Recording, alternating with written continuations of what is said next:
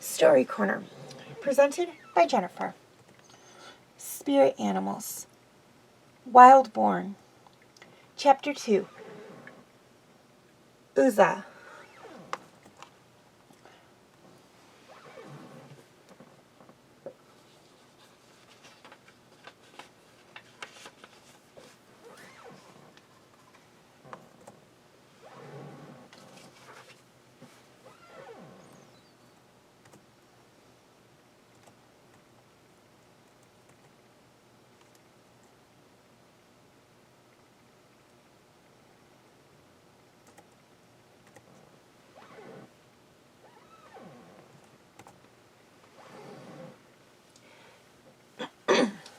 Staying low, Abeka stalked through the tall grass, moving at a slow, steady pace. She stepped carefully as her father had taught her, advancing in silence. Sudden motion or sound would send her prey running. If this one got away, she wouldn't have time to approach another. The antelope lowered its head to nibble at the grass. It was young, but she knew it could easily outrun her. If it bounded away, she would return empty-handed. Coming to a standstill, Aqaba eased an arrow into the string of her bow. As she pulled it back, the bow creaked. The antelope abruptly looked up. The arrow flew true, skewing the beast's heart and lungs from the side. The antelope staggered only briefly before collapsing. This antelope would matter to Aqaba's village. The drought had made food scarce, and since it showed no sign of relenting, every morsel counted. Aqaba kneeled beside the fallen animal and spoke in a soft voice. "I'm sorry for taking your life, friend. Our village needs your meat. I got in close and made a clean shot so you wouldn't suffer. Please forgive me." Aqaba glanced at the bright sky. The sun had moved more than she had realized. How long had she been stalking her prey? Fortunately, she had found game that was small enough to carry. Aqaba slung the antelope over her shoulders and started home. The sun glared down at the baked brown plain. The brush was dry and brittle, the shrubs withered and thirsty. A few lonely baobab trees stood in the distance, trunks thick, branches sprawling, blurred by the shimmering ripples of heat. Aqaba kept her eyes and ears open. People were not the prey of choice for big cats, but that became less certain when food grew scarce. And big cats were not the only dangerous animals roaming in the Nilolian savanna. Anyone who ventured beyond the village parasite took a risk. The further Aqaba walked, the heavier the antelope seemed. But she was tall for her age, and had always been strong. And she was excited to show her prize to her father. She tried to ignore the hot sun. In her village, the men normally did the hunting. Women rarely ventured out alone. What a surprise this antelope would be. What a perfect way to commemorate her 11th naming day. Her sister, Selma, might be more beautiful. She might sing and dance better. She might weave better. She might even be a more gifted artisan. But she had never made a kill. Just over a year ago, Selma had presented the village with a beaded tapestry on her 11th name day, depicting herons in flight over a pond. Many remarked that it was the most beautiful, impressive work they had seen from a young artist. But could they eat it in a famine? Would the beaded pond cure their thirst? Would the fake herons ease the pains of their hunger? Akaba could not resist a smile. To her knowledge, no child had ever brought game as a name day gift. Did the village need another decorative jar? To hold what water? Her gift would serve a purpose. To avoid being spotted by the lookouts, Akaba approached her village stealthily. She entered how she had exited, through the damaged slate in the side of the wall facing the ravine. There was some tricky climbing involved, made no easy by the carcass on her shoulders, but Akaba succeeded. Time was short. Ignoring the stares of her neighbors, Akaba hurried to her home. Like most of the other dwellers in her village, her rondava had a round base with stone walls and a concealed thatch roof. When she burst inside, she found Selma waiting, looking gorgeous in an orange wrap and a beaded scarf. Akaba was not bad-looking herself, but had long ago lost the contest of beauty to her sister. In any case, she favored more practical clothing and beads that could be tied back. "Akaba," Selma said, "where have you been? Does father know you're back?" "I went hunting," Akaba explained proudly, the antelope still resting on her shoulders. "Alone. You went outside? Past the gate? Where else would I get an antelope?" Selma put a brown hand over her eyes. "Akaba, why must you be so strange? You vanished. Father was worried. You're late for your bonding ritual." "It'll be all right," Akaba assured her sister. "I'll hurry. I'm not as fussy as you. No one will complain once they see my fine kill." Behind Akaba, the door opened. She turned and looked up at her father, a tall man, lean and muscular, with a shaved head. His eyes were not friendly. "Akaba, Chima told me you had returned. I was preparing a group to go search for you." "I wanted to offer a fine name day gift," Akaba explained. "I brought home this antelope." Breathing heavily, her father closed his eyes. He could barely keep control of his tone. "Akaba, today is important. You are late. You are covered in dust and blood. Your disappearance has put the village in an uproar. Have you no sense? Have you no dignity?" Akaba withered inside, her pride dissolving, her happiness spoiling. For a moment she could find no reply, tears threatening to fall. "But I came to no harm. You know how well I hunt. This was a surprise." Her father shook his head. "This was selfishness, wrong-headedness. You cannot offer the antelope as your name day gift. It is evidence of your misbehavior. What would it say about you, about us? What lessons will it teach other children? You will offer the jar you made."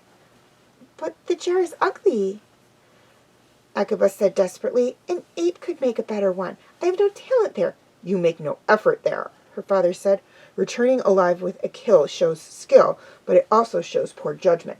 We will discuss a punishment later. Make yourself ready. I'll go tell the others you will have your bonding ritual after all. Let Selma help you. You would look to her example.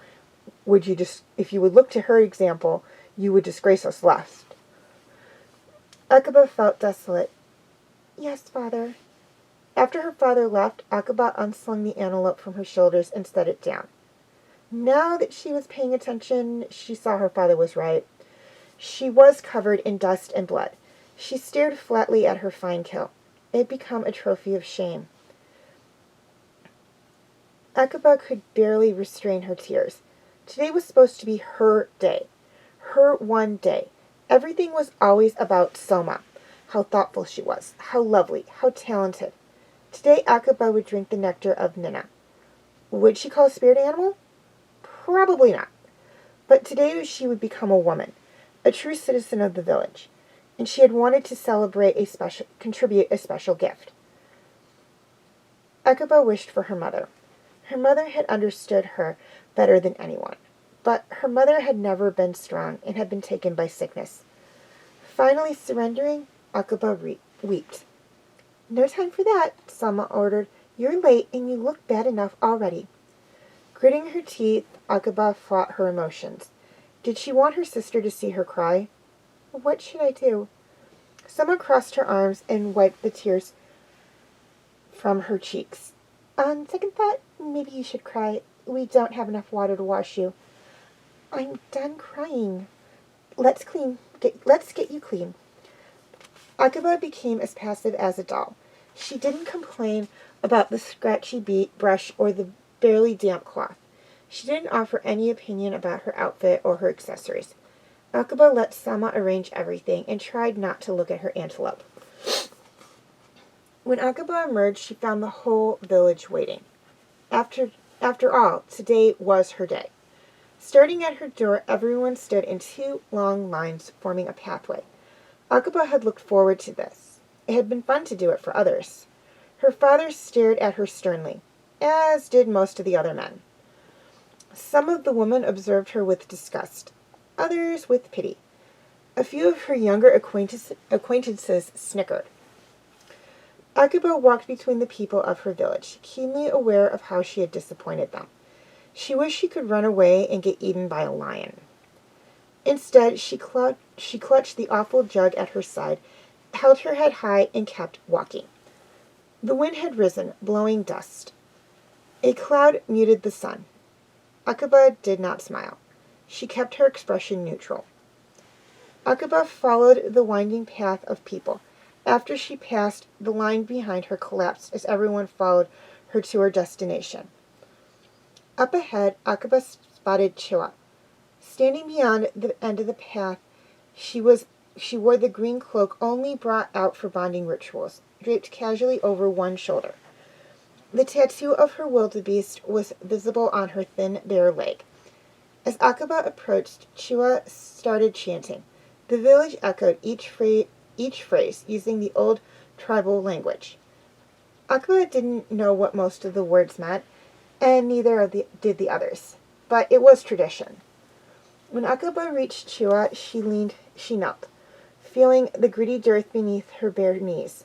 Still chanting, Chiwa dipped a small bowl into a large vessel and gazed at Akaba. She didn't look angry or disapproving.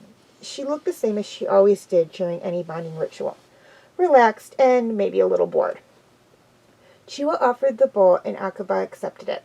There was only a little fluid at the bottom, colorless like water, but thicker. She drank it. The nectar tasted like unheated soup, the kind her mother used to make with crushed nuts. It was sweeter, but otherwise strikingly similar. The taste brought tears to Akaba's eyes.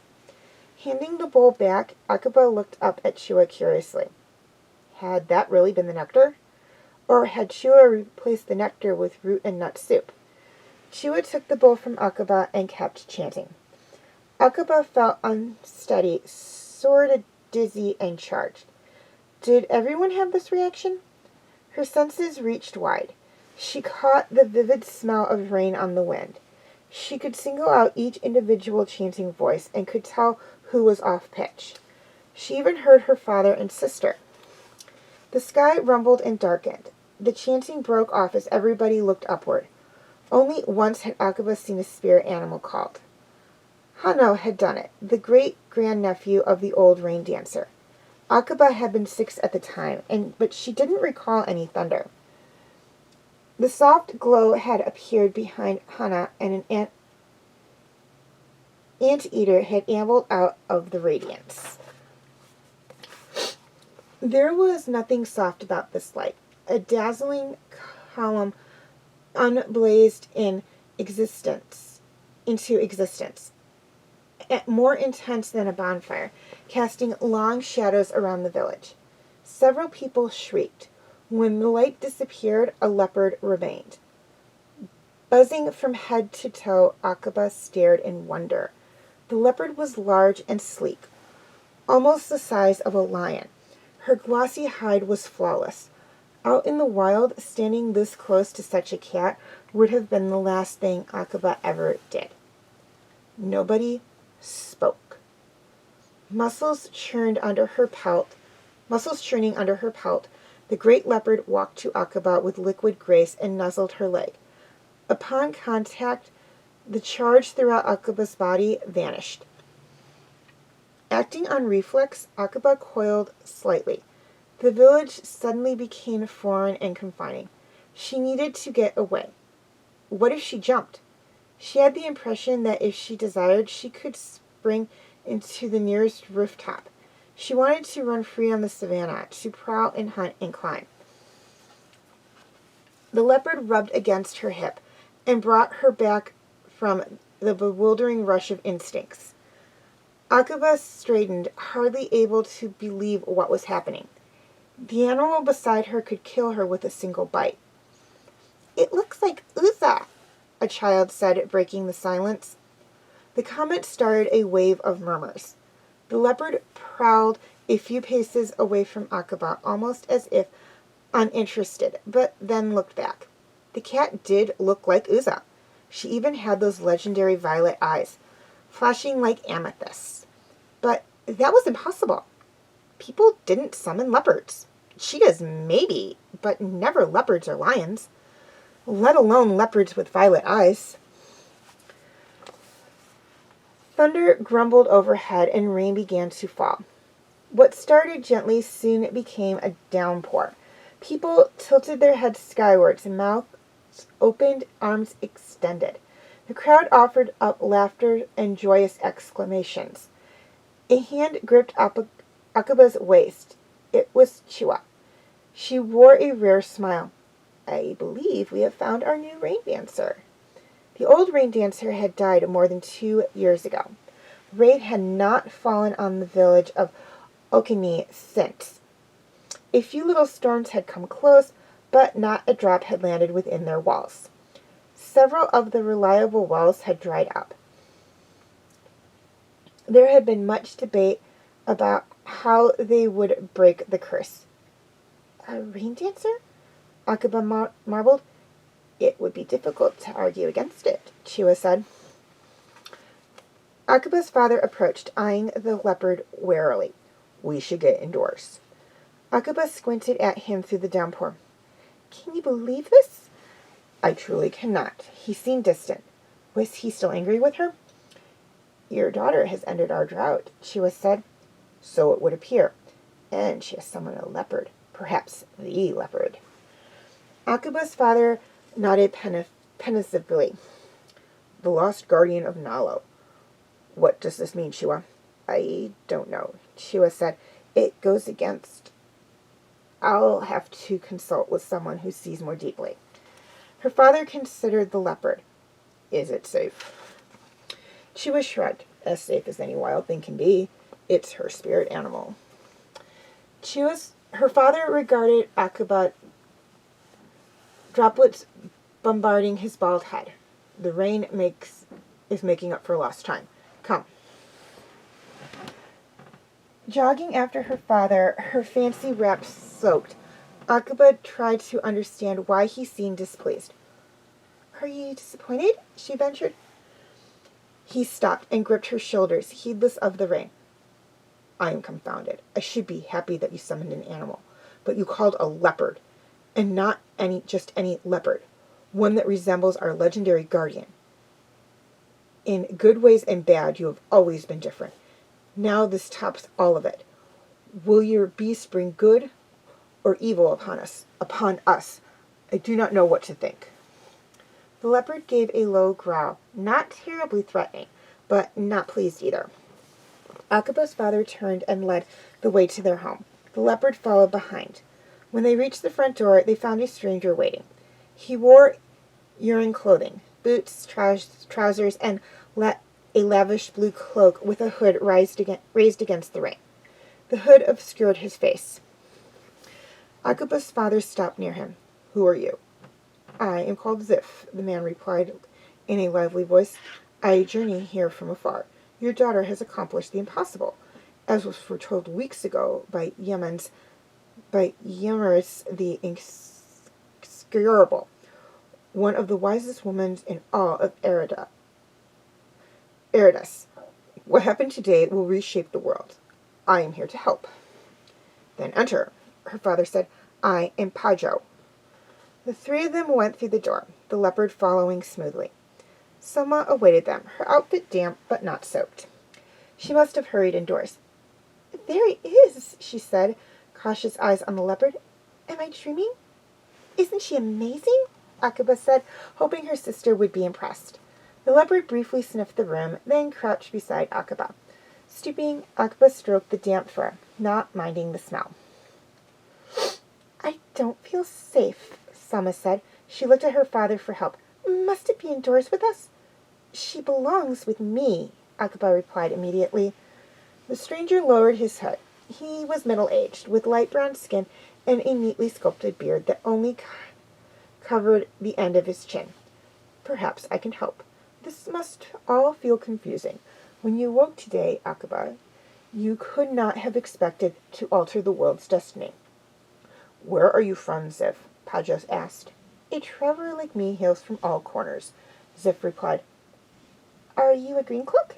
Akaba felt he had the confidence of a green cloak, if not the garment. I am one of the marked, but I do not wear the green cloak.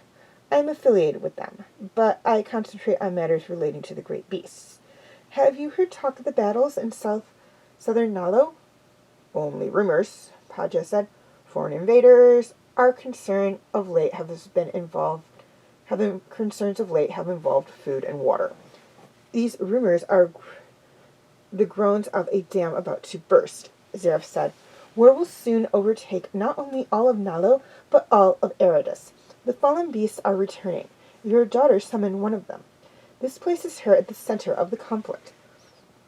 Pajo turned towards the leopard with alarm. We thought it looked like...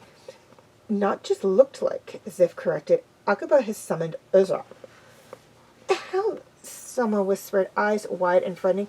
How is unanswerable, Zif said. What she does now is the only question. I offer my assistance. You must act swiftly. This leopard will earn Akaba many enemies. What do you suggest? Pajla asked. She is our new rain dancer, and is much needed. Her power, Zif stated somberly, will bring much more than rain. Akaba frowned. This stranger Zif clearly had plans for her, and her father seemed eager to hear them. Did he want to be rid of her? Would he act so eager if Selma had summoned this leopard? Zif rubbed his facial hair with 2 fingers. We have much to do. First things first. You may have noticed that Uraza appears edgy. I suggest you either give the leopard the dead antelope, or else separate them.